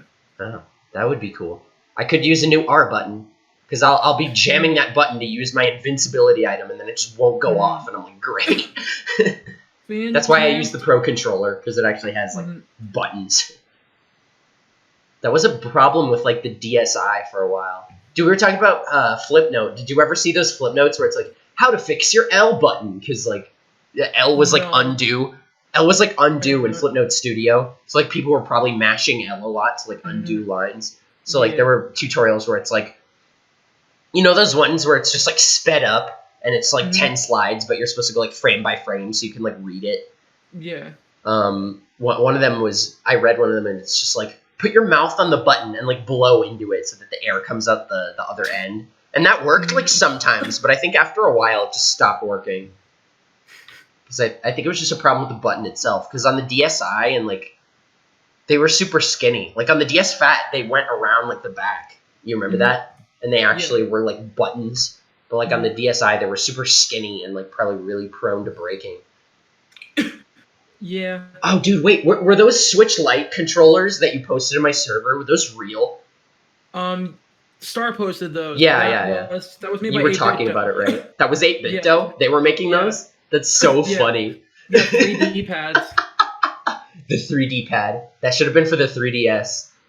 Oh, shit, you're right. The 3D pad. I can't imagine playing, like, Splatoon with that. Yeah. With a D-pad? With 2 D-pads? That's so weird. Does it have gyro in it? Does the Switch Lite have gyro? I'm not fully sure. Because didn't Arlo play, like, Breath of the Wild on it when he was doing this comparison? Or was it vice versa? Like, was he playing Link's Awakening on the Switch Lite? And, like, he was playing Link's Awakening on the Switch Lite and Breath of the Wild on the... I need to... does the Switch Lite have... I'm going to look it up real quick. Here, you talk about something. I really want to get into, like, flipping computers. Like, looking at, like, local stuff from websites like OfferUp and Craigslist. Getting secondhand hardware. Assembling a solid computer and then flipping it. So I think it could be a fun little side business. It could help me learn how to look out for good deals in local areas. It could be a good time for me. It doesn't, apparently. Aw. It says, oh wait, does it? Has built-in gyro control. This is like opposite to the top result on Google. It says the built-in controllers don't support HD rumble or have IR motion cameras that are needed for motion controls. But I feel like those are separate, aren't they? Yeah. Like the IR camera. Like, I feel like only 2 games use that, which is 1-2-Switch and World of Goo. World of Goo does it so you can use it like a Wiimote. That's cool. I still kind of want the blue Switch Lite, like for like road trips and stuff. Yeah. Just so I don't have to worry about like my Switch, like, you know. Like, I have the case, but still it's like a little big. And like, I know the Switch Lite isn't much smaller, but it's probably easier when it's in like one piece. Because you know when you're like holding the Switch and you can kind of feel like the Joy-Cons like moving around a little, and you're like, you know, like it's. That's not great. I was a little worried when I first got my Switch about that, and I was like, it's probably. I got used to it eventually, but it was still very nervous. Yeah. I never noticed it with my original. I used it in handheld mode all the time. I would be playing Breath of the Wild in my room freshman year, and then I would go down. I would literally do the thing they did in the trailer where I would take the Joy-Cons off the grip and slide them on the Switch and pick it up out of the dock. It's so satisfying, by the way. Can I talk about that? It's so satisfying. I'm just like, they really nailed it with the trailer, too. With the, like, oh, you can play it anywhere. Man. It's so weird to think about, like, that I was, like, not much younger than I am now when the Switch was first revealed. Yeah. And I was like, wow, this looks so cool. And now I just have one in my room, and it's right here. It was very different for me because I was a sophomore, and I did talk about this before, but yeah, I was a sophomore. And when it came out... Were you in class? Yeah, because my teacher was a super big Nintendo fan. When it was revealed, right? Yeah, I remember I when was they in came my out. dorm. I was on my dorm on this very same laptop, and I saw the video like the morning it came out, and I was like, "Wow, that's pretty cool." Man, Nintendo fucking bounced back. Yeah, really.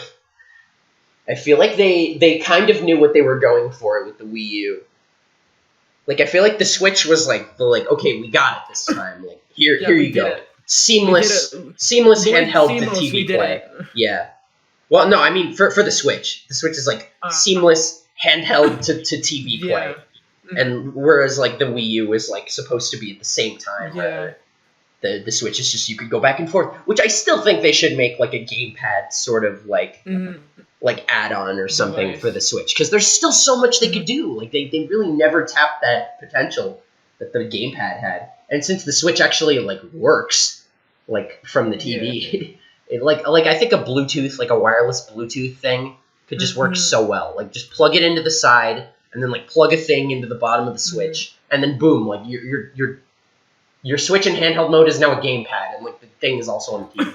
Like, I want to run into Nintendo and say, Nintendo, I have a thing.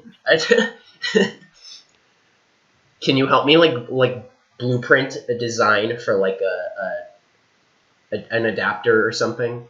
Like obviously it's very simple, but like getting it to work would just be in the technology itself, or like in the software rather than the hardware, because like they'd obviously have to make a game that like works that way, and like that would be so good for like Drawful or something like that. Yeah, or like Draw My Thing, or any game like that where you have to like draw something, and then like that would be so good if it was just like Drawful, but like you just like pass it around, you like pass the gamepad around, the Switch around rather. It's literally a touchscreen. They could remake the Drawn to Life games. Oh, that would be neat. I wish they. Why doesn't any game in America come with a stylus? Not even Mario Maker came with a stylus. Yeah. And like I honestly prefer it in handheld mode with my finger, but like so many other games where you just like draw. Like what was that? The Nintendo Labo thing where you like draw the racetrack and then you can like ride on it. That did look neat. I do actually want to try playing Mario Kart 8 Deluxe with the Labo. I think that could be really fun. With the Labo VR? Yeah, or no, no, with the Labo car and the Labo bike. What did you? Does it have VR? I know Breath of the Wild does. Smash has VR, where you just like the camera is in like the helmet. I still don't get the point of that though, because it doesn't even have a strap. You literally just have to hold it up to your face. Yeah. I'm like, my arms would get exhausted. I don't know if I. Oh, sorry. Google Cardboard. Oh yeah, the Switch. No, I'm talking about when Google Cardboard first came out. That's how it was. There wasn't even a strap. You just held it up to your face, so you could. But that was more like a tech demo, wasn't it? Yeah, it was more so meant to like a. Yeah, it wasn't really like a gaming thing. It was more so just meant to be a tech demo to show, hey, exactly. Look at all this. Look at how cheap VR can be. Yeah, that's exactly what I was gonna say. Yeah, like you don't need like the $500 plastic headset. It could just be like, oh wow. And that's pretty much what the Switch does. It like puts the circles on it or whatever, and it gets amplified through the mask. But like, I'm still like the #1 proprietor for Beat Saber on Switch, because one of them literally has like the motion camera in it, so it'd be so easy to like synchronize. And like I don't know if the other one has any sort of like orientation based, like movement. I don't know. They could probably make one, but I could see why a lot of people would be like reluctant. Maybe they could make like the Switch headset that comes with both Joy-Cons that have like the cameras that you need for Beat Saber. Yeah. And then like if the right one breaks, it's no big deal because like the regular Joy-Con will work because it also has the camera. I think that would be so cool. Just like being able to play Beat Saber on your Switch, that would be so awesome. I agree. And just to have the tablet in like the thing. Like you wouldn't even have to have it like hooked up to a TV or anything. It could just be like right in front of your face. I don't know if that'd be a good idea actually. I don't know. I don't know how that would work. Maybe they'd have to like zoom the picture out or something so it looks like further away. Because the whole thing with Beat Saber is supposed to look like you're like standing there. And I've never tried like the phone-based VR things before. But I don't know. I'm sure it would work. The Joy-Cons are literally red and blue. Like what do you want from me? And I fucking love Beat Saber. I haven't played it in so long actually. I really want to get it. I want to get a PSVR. Just because I want to get Resident Evil 7 VR, just because I think that'd be fun for scary. Fun let's play. I don't know how fun that would be to watch to Let's Play. We'd just be like stumbling around. I mean, the Game Grumps did it, and everyone loved how fucking terrified Aaron was. That's true. Would I just be like laughing the whole time? I think so. You'd be laughing at me freaking the fuck out. I've seen it, but I've never played it before. I don't think Resident Evil games are for me, honestly, but I do think they're neat. And I do think that could be cool. Like, especially a horror game in VR. Like, that is a pretty cool concept. It's like it feels like you're there. And also, Five Nights at Freddy's VR is also on PSVR. Oh, yeah. That's going to be a thing. And you know what else is on PSVR? Huh. Beat Saber. Oh, yeah, you're right. Do they use the PS Move controllers? Yes, they do. Man, that era where everyone was trying to copy the Wii was just so funny. It was great. It truly was. It was a very interesting time. Like, the Kinect was just like, oh, it's just a bar. You don't need a remote. Just use your hand. Yeah. Oh man, I sure love doing things without having no direct idea control. Of how it's functioning. Yeah. I sure love not having direct control in my games. And then Sony was like, we got the controller with a ball on it. That makes it better. Also, I don't want to. I hate to be like rude, but let me know when we hit 2 hours because I need to go because I have food waiting for me. Oh yeah, no problem. I think we're 20 minutes. All right, we can bullshit. No worries. No, what was the thing on the PlayStation Move controller supposed to do?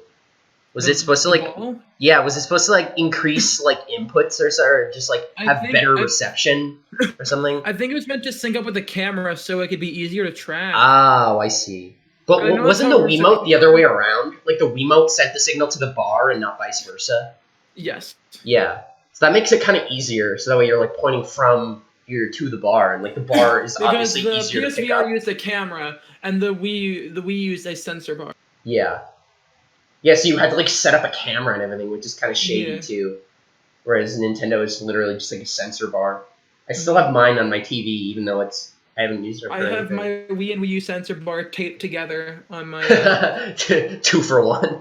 Yeah, 2 for 1. If only they made a splitter so you could just plug it into both. Yeah, that'd be very useful because then I could hack my Wii and just keep all of my shit synced up. And, that would be nice. Have to worry about it. Didn't they have a thing where you could just send all your Wii memory to your Wii U?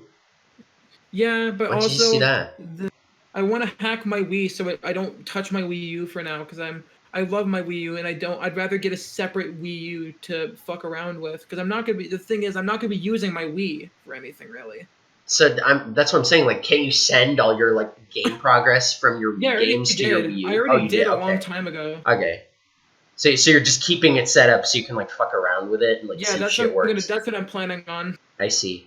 I really want to get. I might ask for the Labo kit for Christmas. But the Homebrew channel, you can download the Virtual Console releases of games. Oh, nice. And I know there's a few games that I want to get there, like Chrono Trigger and what else? And Castlevania Rondo of Blood. Also, even though I'm normally very anti-piracy, I'm just gonna say right now, Chrono Trigger is expensive. Like seriously, the SNES version's expensive. The PC version sucks. The PS1 version sucks. The DS version's good, but has the stupid, dumb bullshit post-game content. And so like I just want to play the Super Nintendo version. You have a SNES Classic, don't you? Yeah, I could hack that, but also I want to keep that pristine, and I have an SD card. I can just install the hacked software, install the Homebrew channel on my Wii. And I forgot it's not on SNES Classic. I keep thinking it is because there's already so many RPGs. They have like Earthbound and Mario RPG and Final Fantasy VI. Yeah, Secret of Mana. Yeah, I knew there were more, so I was like, what the fuck? I was like, why isn't Chrono Trigger on there? That's weird. All I want is just a version of Chrono Trigger that is just the SNES version with the DS translation. Is that too much to ask for? Is it different? Yes, the DS translation is a lot better. Did Chugga play the DS one? Yes, that's what he used for the DS because it was like it's the superior version in terms of like translation and like features, but it also has the stupid dumb bullshit post game content. Can you say what's so bad about it, or is that a spoiler? I'll say without spoiling, it ruins the story. Oh. It ruins the fucking story. Oh. I didn't watch the full Let's Play, but all I know is it ruins the story. It like Chugga's or like. I did you didn't just watch see a Chugga's video? Let's Play. I watched the final bonus video. I see. And, for the hint, but yeah, obviously. Yeah, to see if there was a hint. And Yeah. it literally, the post-game content genuinely ruins the story of Chrono Trigger. So and, you knew that before you watched the video, right? I knew that the DS version, like I've heard people say beforehand, if you play Chrono Trigger on the DS, just play the main story and don't even bother. Jeez. But now I know exactly why. I know you saw like a video of it or something. Yeah, I just heard it from word of mouth. Okay. That sucks. That's like when shows like come out with like an extra episode and it just raises more questions than answers. Yeah. A lot of people said that with like the Steven Universe movie. They were like, "Oh, you pretty much ended the show twice, and now there's going to be like season 6, so they're somehow going to have to keep going after ending the show like twice," which is like, you need to put this up. Here's a highlight of the SNES translation of Chrono Trigger. That's funny. You got whacked because you're weak. You got whacked because you're weak. I like that. That was in the SNES version. Yeah. That's hilarious. There's just a lot of fun, dumb lines like that from the original. I like that. I saw this line in the original Final Fantasy VII, which someone was like, they're probably not going to be able to keep that in the remake. You know what I know is definitely not going to be in the remake? Oh, what? Cross-dressing Cloud? Cloud? Oh. You don't think so? Isn't that like essential to part of the story? I think so, but also I'm not sure if that's gonna. I think there might be people might have an issue with it now. People would be. I feel like more people would be mad if they cut it than if they left it in. Yes, but also I don't know. I think they're just walking on eggshells with that scene because I don't know. What isn't he using it to like get into like a brothel or something like that? But the thing is, though, also I think it's hinted that Cloud does get fucked while he's cross-dressing. Oh, jeez. Well, like, people are stupid. They're like, oh, now that I'm older and I understand this joke, that, like, kids are gonna understand it. Like, kids aren't gonna understand something like that. Yeah. Because, like, fucking kids are stupid. Like, let's be real. Like, we were all stupid as kids. And we all had those things in games that we didn't understand. Yeah. And then, like, we grew up and we learned and we were like, oh, that makes sense now. Like, to me, like, that doesn't mean it's automatically going to just make sense for everyone else for the rest of time. Like your knowledge is not universal to everyone else. And so people did, and like, that kind of defeats the point of remaking it if they're going to, like, take out what, it's like some part that made the original game, like, charming. Yeah. Because that's what a lot of people know about the game who haven't even played. Like, I haven't even played the original game, and I know about that. That's true. It's like one of those things where it's like, why would they do that? It seems kind of disrespectful. I think we're at the mark. 12 minutes, unless you just want to end it and have this be the first sub 2-hour episode. I'm sorry. I'm hungry. That's totally understandable. My Taco Bell before it becomes cold. I knew you had Taco Bell. Like when you said you had food, I was like, oh, he's probably got Taco Bell because it's so nearby. And I'm like, man, now I want Taco Bell. I already had Panda for lunch though. I don't want to spend too much money. So I'm just gonna. Yeah, I'm sorry. No, I'm sorry, okay. guys. I ruined it. I ruined our track record, but I'm hungry. Though, I want to eat my. Like, okay, you know something. All the time we had, like, that went over 2 hours in the other episode. That makes up for it, I think. Because we had 2 episodes. We had like 2 episodes go to like 2 hours and 9 minutes. We had like one go to like 2 hours and 4 minutes. So I feel like that more than makes up for it. So that's still like 18 hours now of podcast episodes, which like. When we hit episode 12, that's going to be a full 24 hours. It's a full day. Epic. If you want to binge the podcast in one day, be my guest. I would be more than happy to hear if you actually listen to every podcast back to back, all in a row. Yeah. 12 episodes. That'd be pretty cool. That'd be all right. So yeah, we'll call it here. We'll definitely make up for our next episode. Yeah, I will. It'll be a little earlier in the day. Because we're doing a little late today. I got home a little late today. Yeah. But yeah. All right, well, thank you guys for listening. I hope you guys enjoyed, as always. Be sure to like if you enjoyed. Leave a comment, maybe, if you feel like it. Subscribe and hit the bell for future episodes, and we'll be more than happy to see you on the 10th episode. Goodbye. Bye-bye now, you hear? Bye.